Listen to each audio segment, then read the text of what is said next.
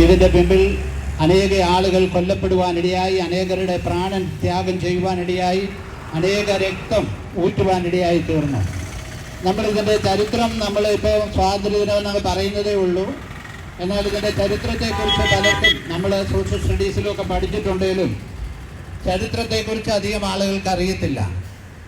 ഞാൻ പല ബുക്കുകളിൽ നിന്നും എനിക്ക് ലഭിച്ച അറിവനുസരിച്ച് 1600 ഈസ്റ്റ് ഇന്ത്യ കമ്പനി പ്രവർത്തനം ആരംഭിക്കാനിടയായി തീർന്നു. AD 1600 ഈസ്റ്റ് ഇന്ത്യ പ്രവർത്തനം ആരംഭിക്കാനിടയായി തീർന്നു. അതിനു മുമ്പും വിദേശികളായ ആളുകൾ നമ്മുടെ ഭാരതത്തിലേക്ക് കടന്നു വന്ന് നമ്മുടെ ഇവിടുത്തെ സുഗന്ധവ്യഞ്ജനങ്ങൾ ചൂഷണം ചെയ്തുകൊണ്ട് പോകുവാനാണ് അവർ വന്നുകൊണ്ടിരുന്നത്. നമ്മുടെ ചുക്ക്, കുരുമുളക്, ഏലം, ഇന്ന് ഞാൻ വായിച്ചപ്പോൾ കറുവാപ്പട്ട പോലും അതിനു വേണ്ടി പോലും അവരിവിടെ വരുവാനിടയായി തീർന്നു. നമ്മുടെ ദേശം എത്ര അനുഗ്രഹിക്കപ്പെട്ടതാണെന്ന് നാം അറിയണം. അത് കൊണ്ടുപോകാൻ വേണ്ടി ചരിത്രങ്ങളെ പഠിച്ചു കഴിഞ്ഞാൽ AD 325 ഉൾഹായിൽ നിന്ന് ക്നായി തോമ എന്ന് പറയുന്ന ആള് ഈ കേരളത്തിലെ സുഗന്ധവ്യഞ്ജനങ്ങൾ കടന്നു വരുവാനിടയായി തീർന്നു. അദ്ദേഹത്തോടുള്ള ബന്ധത്തിൽ ചില സഭകൾ ഇവിടെ സ്ഥാപിക്കപ്പെടുവാനിടയായി തീർന്നു. 1498 AD 1498 വാസ്കോഡി ഗാമ ഈ ഇന്ത്യയിലേക്ക് കടന്നു വരുവാനിടയായി തീർന്നു. വാസ്കോഡി ഗാമ അവരും വന്നതിൻ്റെ ഉദ്ദേശം നമ്മുടെ മലഞ്ചരക്കുകൾ, സുഗന്ധ വസ്തുക്കൾ കൊണ്ടുപോകുക എന്നുള്ളതാണ്. വാസ്കോഡി ഗാമ വന്ന സമയത്ത് ആ കാര്യങ്ങൾ ചെയ്യുകയും അത് മാത്രമല്ല അതിനോടുള്ള ബന്ധത്തിൽ കത്തോലിക്ക സഭയുടെ ഒരു പ്രവർത്തനങ്ങളും ആരംഭിക്കാനായിട്ടിടയായി തീർന്നു. അതിനുശേഷം ഇവിടെ മത്സരമായി ഈ യൂറോപ്പിൽ നിന്ന് വരുന്ന ഈ കപ്പൽ പാതകൾ കൈയടക്കണമെന്നുള്ള ആഗ്രഹത്തോടെ ഓരോ ആളുകൾ പ്രവർത്തിപ്പാനിടയായി. അങ്ങനെയാണ് ബ്രിട്ടീഷുകാരും ഇവിടേക്ക് വരുവാനിടയായി തീർന്നത്. 1608 AD 1608 British east India company ഇവിടെ പ്രവർത്തനം ആരംഭിക്കാനിടയായി തീർന്നു. 1757 ആയപ്പോഴേക്ക് നമ്മുടെ ദേശത്തിലെ നാട്ടുരാജാക്കന്മാർ ഇതിനെ എതിർക്കുവാനിടയായി തീർന്നു. ബ്രിട്ടീഷുകാരുടെ തന്ത്രം ഭിന്നിപ്പിച്ച് ഭരിക്കുക എന്നുള്ളതായിരുന്നു. അവര് നമ്മുടെ രാജ്യങ്ങളെ, നമ്മുടെ നാട് അന്ന് ഐക്യതയോടെ നിന്നിരുന്നെങ്കിൽ ഒരു രാഷ്ട്രത്തിന്, ഒരുത്തർക്കും നമ്മളെ വിജയിക്കാൻ കഴിയത്തില്ലായിരുന്നു. എന്നാൽ നമ്മുടെ ആളുകളെ ഭിന്നിപ്പിച്ച് അവര് ഭരിപ്പാനിടയായി തീർന്നു.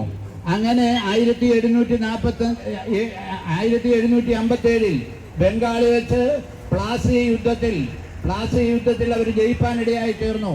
പ്ലാസി യുദ്ധം അവർ ജയിപ്പാനിടയായത് അന്നത്തെ രാജാവിൻ്റെ സൈന്യാധിപനെ അവര് വശീകരിച്ച് അവരെടുക്കുവാനിടയായി തീർന്നു. അങ്ങനെ ആ യുദ്ധം ജയിച്ചതോടുകൂടി ബ്രിട്ടീഷുകാരുടെ ഈസ്റ്റ് ഇന്ത്യ കമ്പനിയുടെ ഭരണം ആരംഭിക്കാനിടയായി തീർന്നു. AD 1757 മുതൽ 1858 വരെ 101 വർഷം ബ്രിട്ടീഷുകാരുടെ ഈസ്റ്റ് ഇന്ത്യ കമ്പനിയുടെ നേതൃത്വത്തിലുള്ള ഭരണമായിരുന്നു ഇവിടെ. 1757 മുതൽ 1858 വരെ 101 വർഷം ഈസ്റ്റ് ഇന്ത്യ കമ്പനി ഭരിക്കാനിടയായി തീർന്നു. അതിനുശേഷം 89 വർഷം 1858 മുതൽ 1947 വരെ 89 വർഷം ബ്രിട്ടീഷ് സർക്കാരിൻ്റെ നേതൃത്വത്തിലുള്ള ഭരണമാണ് ഇവിടെ ഉണ്ടായത്. അങ്ങനെ ഏകദേശം 190 വർഷത്തോളം ഇന്ത്യൻ ബ്രിട്ടീഷ് അധീനത്തിലായിരുന്നു. 1947 ഓഗസ്റ്റ് 15 നമുക്ക് സ്വാതന്ത്ര്യം ലഭിക്കാനിടയായി തീർന്നു. അതിനുവേണ്ടി നമ്മുടെ നേതാക്കന്മാരായ മഹാത്മാഗാന്ധി, സുഭാഷ് ചന്ദ്രബോസ് എന്നുവേണ്ട അങ്ങനെയുള്ള നേതാക്കന്മാർ ഒത്തിരി കഷ്ടം സഹിക്കാനിടയായി തീർന്നു. അതിനെതിരായി 1857 ആദ്യത്തെ സ്വാതന്ത്ര്യ സമരം ആരംഭിക്കാനിടയായി തീർന്നു. 1857 സ്വാതന്ത്ര്യ സമരം ആരംഭിച്ചെങ്കിലും അവർക്കൊന്നും നേടുവാൻ കഴിഞ്ഞില്ല. 1885 ഇന്ത്യൻ നാഷണൽ കോൺഗ്രസ് ആരംഭിക്കാനിടയായി തീർന്നു. അതിനിടയിൽ തന്നെ നമുക്കറിയാം, നമ്മൾ പഠിച്ചിട്ടുള്ളതാണ്, ജാലിയൻവാല കൂട്ടക്കൊലക്കേസ്. ഏകദേശം 1000-ഓളം ആളുകളെ പഞ്ചാബിൽ കൊല്ലുവാനിടയായി തീർന്നു. അവരെ സമാധാന ചർച്ചയ്ക്ക് വിളിച്ചു വരുത്തി വഴിയില്ലാത്ത ഒരു കിടങ്ങ് പോലുള്ള സ്ഥലമാക്കിയിട്ട് അവരുടെ നേരെ ബ്രിട്ടീഷ് തോക്ക് അവരുടെ നേരെ ചൂണ്ടി അവിടെയുള്ള ആളുകളെ കൊല്ലുവാനിടയായി തീർന്നു. അതിനോടുള്ള ബന്ധത്തിൽ 1942 ക്വിറ്റ് ഇന്ത്യ പ്രസ്ഥാനം ആരംഭിക്കാനിടയായി തീർന്നു. അവര് സമരം വളരെ ശക്തമായി മുമ്പോട്ട് കൊണ്ടുപോകാനിടയായി തീർന്നു. നമുക്കറിയാം, നമ്മുടെ നാട്ടിലെ റെയിൽവേ വരെ ആരംഭിച്ചത് ഇവിടുത്തെ തേക്ക് തടികളൊക്കെ കൊണ്ടുപോകാൻ വേണ്ടിയാണ്. 1927 നിലമ്പൂര് ഉള്ള തേക്കുകൾ കൊണ്ടുപോകാൻ വേണ്ടി അവർ റെയിൽവേ ആരംഭിച്ചു. എന്നാൽ രണ്ടാം ലോകമഹായുദ്ധം ആയപ്പോൾ ആ റെയിലെല്ലാം അവർ ഇളക്കിയെടുത്ത് യുദ്ധ ആവശ്യത്തിന് വേണ്ടി ഉപയോഗിച്ചു. പിന്നെ നമുക്ക് അവിടെ റെയിലില്ലായിരുന്നു. അതിനുശേഷം ഇന്ത്യ ഗവൺമെന്റാണ് ആ റെയിൽവേ പുനരാരംഭിക്കാനിടയായി തീർന്നത്. നമ്മൾ ശ്രദ്ധിക്കണമേ, അവരുടെ കാലം പല ദ്രോഹങ്ങളുണ്ടായാലും നമ്മുടെ നാട്ടിൽ പല നന്മകൾ അവരുടെ എഞ്ചിനീയേഴ്സ് ചെയ്യുവാനിടയായി തീർന്നു. നമ്മുടെ അടുക്കലെ മൂവാറ്റുപുഴ പാലം 1914 തിരുവിതാംകൂർ സർക്കാരിനോടുള്ള ബന്ധത്തിലാണ് അത് പണിതത്. എങ്കിലും അതിൻ്റെ എഞ്ചിനീയർ എന്ന് പറയുന്നത് ഒരു ബ്രിട്ടീഷ് എഞ്ചിനീയർ ആയിരുന്നു. അദ്ദേഹത്തിൻ്റെ മേൽത്തോട്ടത്തിലാണ് ഏഷ്യയിലെ ഏറ്റവും ആദ്യത്തെ കോൺക്രീറ്റ് പാലം ഇവിടെ ആരംഭിക്കാനിടയായത്. ചരിത്രം പറയുന്നത് ഇങ്ങനെയാണ്: ആ ബ്രിട്ടീഷ് എഞ്ചിനീയർ ഈ പാലത്തിന്റെ പണി കഴിഞ്ഞപ്പോൾ അദ്ദേഹം ഒരു വള്ളത്തേൽ അദ്ദേഹവും ഭാര്യയും കുഞ്ഞുങ്ങളും നമ്മുടെ ഈ മൂവാറ്റുപുഴയാറ്റിൽ ഈ പാലത്തിന്റെ അടിയിൽ നിന്നിട്ട് അനേക ആനകളെ കയറ്റി ഈ പാലത്തെ കൂടെ നടത്തിക്കുവാനിടയായി തീർന്നു. അതുപോലെ തന്നെ 1935 നേര്യമംഗലം പാലം, അവിടെ നിന്നുള്ള വസ്തുവകകൾ പോർട്ടിലേക്ക് കൊണ്ടുവരുവാൻ നേര്യമംഗലം പാലം പണിയുവാനായി നേര്യമംഗലം പാലം പണിയുവാനിടയായി തീർന്നു. അതിൻ്റെയും എഞ്ചിനീയർ എന്ന് പറയുന്ന ഒരു ബ്രിട്ടീഷ് എഞ്ചിനീയർ ആയിരുന്നു. ചുരുക്കത്തിൽ പറഞ്ഞാൽ നമ്മുടെ മുല്ലപ്പെരിയാർ ഡാം പണിതതും ഒരു ബ്രിട്ടീഷ് എഞ്ചിനീയർ ജോൺ എന്ന് പറയുന്ന ഒരു മനുഷ്യന്റെ നേതൃത്വത്തിലാണ് പണിതത്. ആ മനുഷ്യൻ ആദ്യം ഒരു പണിത് തുടങ്ങിയപ്പോൾ ജലപ്രളയത്താൽ അതെല്ലാം നഷ്ടമാകുവാനിടയായി തീർന്നു. പ്രിയമുള്ളവരെ, അദ്ദേഹം തന്റെ ബ്രിട്ടീഷിലെ കുടുംബസ്വത്ത് വിറ്റ് ആ ഡാം പണിയുവാനിടയായത് മുല്ലപ്പെരിയാർ. അതുകൊണ്ട് തമിഴ്നാട്ടിലുള്ള ആളുകൾക്ക് വെള്ളം ലഭിച്ചതുകൊണ്ട് അദ്ദേഹത്തെ ഒരു ദൈവദൂതനായി ദേവനായിട്ടാണ് അവിടെയുള്ള ആളുകൾ കാണുവാനിടയായി തീർന്നത്. ഞങ്ങൾ ഇത്രയും കാര്യങ്ങൾ ഭരണത്തോടുള്ള ബന്ധത്തിൽ ചരിത്രം പറഞ്ഞെന്നുള്ളതേ ഉള്ളൂ. ഞങ്ങൾക്ക് ഇനി ഓർപ്പിക്കാനുള്ളത്, ദൈവത്തിന്റെ വചനം ഇങ്ങനെ പറയുന്നു: ഇവിടെ നമുക്ക് സ്വാതന്ത്ര്യം ലഭിച്ചെങ്കിലും നാം അറിയേണ്ട ഒരു കാര്യമുണ്ട്. സാക്ഷാൽ സ്വാതന്ത്ര്യം യേശു കർത്താവ് ഇങ്ങനെ പറഞ്ഞു: ഞാൻ നിങ്ങൾക്ക് സ്വാതന്ത്ര്യം വരുത്തിയാൽ നിങ്ങൾ സാക്ഷാൽ സ്വതന്ത്രരായി എന്ന് കർത്താവ് പറയുവാനിടയായി തീർന്നു. ഞാൻ നിങ്ങൾക്ക് സ്വാതന്ത്ര്യം വരുത്തിയാൽ നിങ്ങൾ സ്വതന്ത്രരായി എന്ന് ദൈവത്തിന്റെ വചനം പറയുകയാണ്. പ്രിയമുള്ളവരെ, നമ്മളെ ഈ സ്വാതന്ത്ര്യം 80ാമത്തെ ആഘോഷിക്കുന്നുണ്ടെങ്കിലും ഞങ്ങൾക്കിവിടെ ഓർപ്പിക്കാനുള്ളത്, ലോകം സകല മനുഷ്യരും പാപത്തിന്റെ പിടിയിലാണ് ആയിരിക്കുന്നത്. സകല മനുഷ്യരും പാപത്താൽ ബന്ധിക്കപ്പെട്ടിരിക്കുകയാണ്. ആ പാപത്തിന്റെ ബന്ധനത്തിൽ നിന്ന് ഒരു സ്വാതന്ത്ര്യം ലഭിക്കണമെങ്കിൽ ഞങ്ങൾ ഉയർത്തി കാണിക്കുന്ന യേശു കർത്താവിനെ വിശ്വസിച്ചാൽ നമുക്ക് പൂർണ്ണ സ്വാതന്ത്ര്യം ലഭിക്കാനിടയായി തീരും. ലോകപരമായി നമുക്ക് സ്വാതന്ത്ര്യം ലഭിച്ചിട്ടുണ്ടെങ്കിലും വാസ്തവമായി യേശു കർത്താവിനെ നാം വിശ്വസിക്കുന്നെങ്കിൽ നമുക്ക് പൂർണ്ണ സ്വാതന്ത്ര്യം വരും. ഇത് കളിയായ കാര്യമല്ല. ചിലർ ഇതൊക്കെ തമാശയായിട്ട് എടുക്കും. ഞങ്ങളൊരു മതപരിവർത്തനത്തിന് വരുന്ന ആളുകളല്ല. ഞങ്ങളെ രക്ഷിച്ച യേശു ക്രിസ്തുവിനെ ഞങ്ങൾ ഉയർത്തേണ്ടത് ഞങ്ങളുടെ ആവശ്യമാണ്. കാരണം സകല മനുഷ്യരും പാപം ചെയ്ത് ദൈവദേശമില്ലാത്തവരായി തീർന്നുവെന്ന് ദൈവത്തിന്റെ വചനം പറയുകയാണ്. ഈ പാപത്തിന്റെ പിടിയിൽ നിന്ന് രക്ഷപ്പെടുവാനുള്ള ഏക മാർഗം യേശു പറഞ്ഞു: ഞാൻ തന്നെ വഴിയും സത്യവും ജീവനുമാണ്, ഞാൻ വാതിലാണ്, ഞാൻ മുഖാന്തരമല്ലാതെ ആർക്കും പിതാവിന്റെ അടുക്കൽ കടന്നു പോകുവാൻ കഴിയത്തില്ല എന്ന് യേശു കർത്താവ് പറയുവാൻ ഇടയായി തീർന്നു. പ്രിയമുള്ളവരെ, യേശു കർത്താവിന്റെ മടങ്ങിവരവിന്റെ സമയം ആസന്നമായിരിക്കുകയാണ്. നമുക്കറിയാമോ, ഈ പ്രപഞ്ചത്തെ കുറിച്ച് നാം ഒന്ന് പഠിച്ചാൽ ലോകശാസ്ത്രജ്ഞന്മാര് വലിയ വലിയ ടെലിസ്കോപ്പുകൾ വെച്ച് കണ്ടുപിടിച്ചിരിക്കുന്നത് നമ്മൾ 5% പോലും കാര്യങ്ങൾ, ഈ പ്രപഞ്ചത്തിന്റെ കാര്യങ്ങൾ അവർക്ക് മനസ്സിലാക്കുവാൻ കഴിഞ്ഞിട്ടില്ല. നാം ഇവിടെ ഉന്നതമായി നടക്കും. നമ്മുടെ വോയേജർ എന്ന് പറയുന്ന ഒരു ഷട്ടില് ഈ ലോകത്തെക്കുറിച്ച് പഠിക്കാൻ വേണ്ടി അമേരിക്കൻ ഗവൺമെന്റ് അയക്കാനിടയായി തീർന്നു. അത് നമ്മുടെ സോളാർ പരിധി കഴിയുമ്പോൾ അതിന്റെ കമാൻഡ് കൊടുത്തു. തിരിഞ്ഞ് ഭൂമിയുടെ ഫോട്ടോ എന്നെടുക്കാൻ അതിന് കമാൻഡ് കൊടുത്തപ്പോൾ അവിടെ നിന്നെടുത്ത ഫോട്ടോ നമുക്കറിയാം, മാധ്യമങ്ങളിലൊക്കെ നാം കണ്ടതാണ്.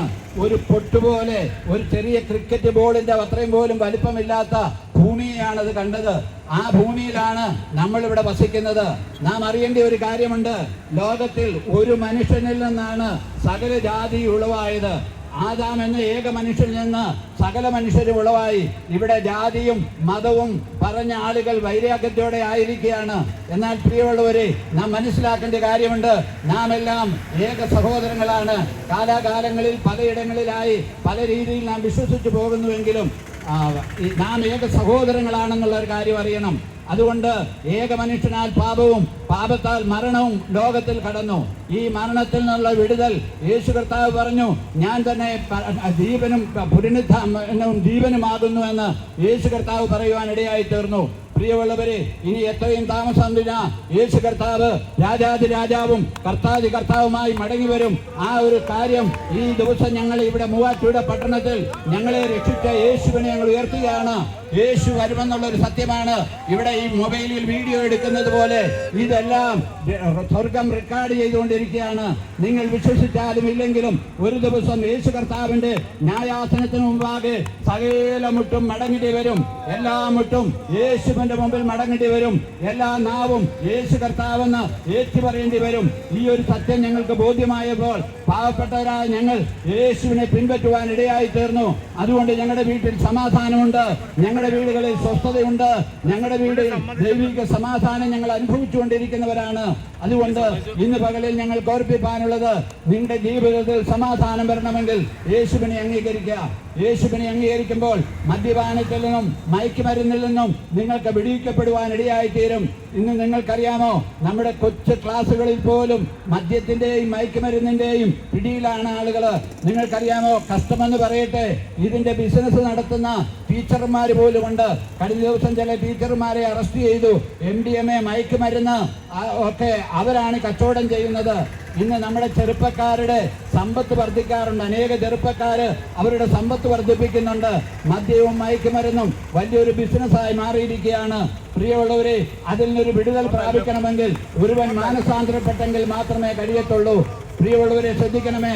നാം മാനസാന്തരപ്പെട്ട് നമ്മുടെ പാപങ്ങളോട് വിട പറഞ്ഞ്, കർത്താവെ ഞാനൊരു പാപിയാണെന്ന് സമ്മതിച്ച് എനിക്ക് ഒരു ദൈവവൈതലായി തീരണമെന്ന് നീ ആഗ്രഹിക്കുന്നെങ്കിൽ, പ്രിയമുള്ളവരെ, അവൻ നമ്മെ സഹായിക്കാൻ കഴിയുന്ന ദൈവമാണ്. നമ്മുടെ കർത്താവിന്റെ അടുക്കലേക്ക് ചെല്ലുന്ന ഏവരെയും അവൻ സഹായിക്കുന്ന ദൈവമാണ്. യേശു ക്രിസ്തുവിന്റെ നാമം വിളിച്ചപേക്ഷിച്ചാൽ നിശ്ചയമായിട്ട് നാം രക്ഷിക്കപ്പെടുവാൻ ഇടയായി തീരും. രക്ഷ എന്ന് പറയുന്നത് നിത്യനാശത്തിൽ നിന്നുള്ള വിടുതലാണ്. നിത്യമായ നാശത്തിൽ നിന്ന്, നിത്യമായ മരണത്തിൽ നിന്ന്. ഒരു കാര്യം കൂടെ പറഞ്ഞ് ഞാൻ അവസാനിപ്പിക്കട്ടെ. നാം ജനിച്ചുപോയി. നാം ഈ ജീവന്റെ ഒരു കൺവെയർ ബെൽറ്റിലാണ്. ഒന്നുകിൽ നരകം അല്ലെങ്കിൽ സ്വർഗം. ഇത് പ്രാപിക്കണമെങ്കിൽ ഇതൊരു യാഥാർത്ഥ്യമാണ്. കഴിഞ്ഞ ദിവസം ഒരു മനുഷ്യൻ എന്നോട് പറഞ്ഞു, ദൈവം ഇല്ല എന്നും ദൈവത്തെ സൃഷ്ടിച്ചത് മനുഷ്യനാണെന്നും പറയുവാൻ ഇടയായി തീർന്നു. പ്രിയമുള്ളവരെ, ശ്രദ്ധിക്കണമേ. മനുഷ്യൻ ഒരു ദിവസം കർത്താവിന്റെ ന്യായാസനത്തിന് മുമ്പാകെ നിൽക്കേണ്ടി വരും. ഞങ്ങൾ മദ്യപാനത്തിനും മയക്കുമരുന്നിനും ഒക്കെ എതിരായി പ്രസംഗിക്കുന്നവരാണ്. ഞങ്ങളുടെ അടുക്കൽ ഇവിടെ മാറാടിയിൽ ഒരു ചർച്ചിന്റെ അടുക്കൽ ഒരു ഷാപ്പ് തുടങ്ങുവാൻ ഇടയായി തീർന്നു. ഞങ്ങളുടെ അവിടെയുള്ള പ്രിയപ്പെട്ടവർ അതിനുവേണ്ടി വളരെ പ്രയത്നിച്ചു. അത് മാറിപ്പോകുവാൻ ഇടയായി തീർന്നു. നമ്മുടെ ബഹുമാനപ്പെട്ട നമ്മുടെ ഇവിടുത്തെ MLA മാത്യു കുടലനാടൻ ഞങ്ങളെ സഹായിച്ചു. അദ്ദേഹം മുമ്പിൽ നിന്ന് ആ കാര്യങ്ങൾ ഞങ്ങൾക്ക് ചെയ്തു തരുവാൻ ഇടയായി തീർന്നു. ഇവിടുത്തെ എക്സൈസ് ഡിപ്പാർട്ട്മെന്റ് ഒക്കെ ഞങ്ങൾക്കെതിരായി വിധി എഴുതിയപ്പോൾ ശ്രീമാൻ മാത്യു കുടലനാടൻ മുമ്പിൽ നിന്ന് ഞങ്ങളുടെ ചർച്ച ഇവിടെ നിന്നും ദൈവമക്കൾ അവിടെ ആരാധിക്കുന്നുണ്ടെന്നുള്ള ഒരു കാര്യം അദ്ദേഹം ശക്തമായി പറഞ്ഞതുകൊണ്ട് ഈ ഞങ്ങളുടെ ഇന്ത്യ പെന്തക്കോസ്ത് ദൈവസഭ പാമ്പാക്കുട സെന്റർ ഒരു പ്രാവശ്യം കൂടെ ശ്രീമാൻ മാത്യു കുടലനാടനോടുള്ള നന്ദി ഞങ്ങൾ രേഖപ്പെടുത്തുകയാണ്. ഇങ്ങനെയുള്ള പൊതു രംഗങ്ങളിൽ മാത്രമേ ഞങ്ങൾക്കത് പറയുവാൻ കഴിയത്തുള്ളൂ. പ്രിയമുള്ളവരെ, ആകയാൽ ഈ മദ്യത്തിനും മയക്കുമരുന്നിനും ഇതിൽ നിന്ന് നാം വിടുവിക്കപ്പെടണമെങ്കിൽ യേശുവിനെ അംഗീകരിക്കുക. ഇനി എത്രയും താമസമില്ല യേശു കർത്താവ് മടങ്ങി വരും. നീ അറിഞ്ഞില്ലെങ്കിൽ അറിയാൻ വേണ്ടിയാണ് പറഞ്ഞത്. പ്രിയ സഹോദര സഹോദരി, മാതാവേ, യേശു മടങ്ങി വരും. ഇതുവരെയും ഞാൻ അറിഞ്ഞില്ല എന്ന് നീ പറഞ്ഞാൽ ഒരു ദിവസം യേശു നമ്മെ ന്യായം വിധിക്കുന്ന ദിവസമുണ്ട്. അവൻ ന്യായവിധിക്കായി ആകാശത്തെയും ഭൂമിയെയും വിളിക്കുന്ന ഒരു സന്ദർഭമുണ്ട്. ഞാൻ അറിഞ്ഞില്ല എന്ന് പറയുവാൻ ഇടയാകരുത്. ഇന്ന് ഞങ്ങളിത് മൂവാറ്റുപുഴയിൽ നിന്ന് ആരംഭിച്ച് പല സ്ഥലങ്ങളിലൂടെ പോയി പാമ്പാക്കുടയിൽ അവസാനിപ്പിക്കാനാണ് ഇരിക്കുന്നത്. ഞങ്ങൾ ഈ വഴിയായി സഞ്ചരിക്കുന്നതിന്റെ കാരണം, ഒന്ന്, നമുക്ക് ദൈവം ഇന്ത്യക്ക് സ്വാതന്ത്ര്യം ലഭിച്ചു. അത് ഞങ്ങൾ സന്തുഷ്ടരാണ്, ഞങ്ങൾ സന്തോഷവാന്മാരാണ്. അതുപോലെ പാപത്തിന്റെ പിടിയിൽ നിന്ന് ദൈവം ഞങ്ങളെ വിടുവിച്ചത് കൊണ്ട് ആ ഒരു സന്തോഷം ഞങ്ങളുടെ സഹോദരി സഹോദരന്മാര് ലജ്ജയില്ലാതെ ഈ പട്ടണങ്ങളിൽ കൂടി പോവുകയാണ്. ആളുകൾ ചോദിക്കും, എന്തിനാണ് നിങ്ങൾ ലജ്ജിക്കുന്നതെന്ന് ചോദിപ്പാൻ ഇടയായി തീരും. യേശു കർത്താവ് ഇങ്ങനെ പറഞ്ഞു, എന്നെയോ എന്റെ വചനങ്ങളെയോ കുറിച്ച് നാണിക്കുന്നവരെ ഞാൻ ദൂതന്മാരുടെ മുമ്പിൽ നാണിപ്പാൻ ഇടയായി തീരും. എന്നെയോ എന്റെ വചനങ്ങളെയോ കുറിച്ച് ഏറ്റുപറയുന്നവരെ ഞാൻ ദൂതന്മാരുടെ മുമ്പിൽ അവരെ ഏറ്റുപറയുവാൻ ഇടയായി തീരും. ഇന്ന് പകലിൽ ഇവിടെ ആയിരിക്കുന്നവരെല്ലാം കരമൊന്നുയർത്തി നമ്മുടെ അഖില ലോക രക്ഷിതാവായ യേശു ക്രിസ്തുവിന്റെ നാമത്തെ ഈ മൂവാറ്റുപുഴ പട്ടണത്തിൽ ഒരു പ്രാവശ്യം കൂടെ നമുക്ക് ഉയർത്താം. യേശുവിന്റെ നാമം എല്ലാ നാമത്തിനും മേലായ നാമം, എല്ലാ നാമത്തിനും മേലായ നാമം യേശുവിന്റെ നാമമാണ്. ആ നാമത്തെ ഞങ്ങൾ ഒരു പ്രാവശ്യം കൂടെ ഈ പ്രദേശത്ത് ഉയർത്തുകയാണ്. ഞങ്ങളെ ശ്രമിച്ച എല്ലാവരെയും ദൈവം അനുഗ്രഹിക്കട്ടെ എന്ന് ഞങ്ങൾ പ്രാർത്ഥിക്കുന്നു. ഒരു നിമിഷം ഞങ്ങൾ പ്രാർത്ഥിച്ച് ഈ മീറ്റിംഗ്, ഈ ജാഥ ഫ്ലാഗ് ഓഫ് ചെയ്യാൻ ആഗ്രഹിക്കുക.